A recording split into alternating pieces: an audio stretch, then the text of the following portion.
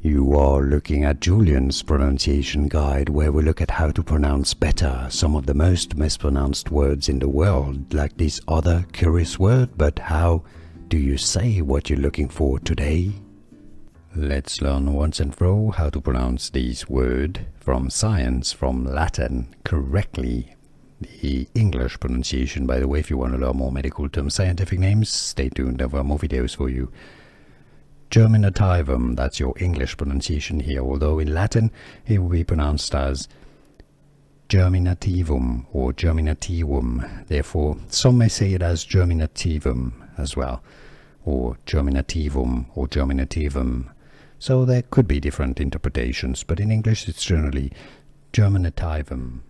Here are more videos on how to pronounce more confusing words and names too many mispronounced. Like this video if you found it useful. I appreciate your support. I'll see you soon and thanks for watching.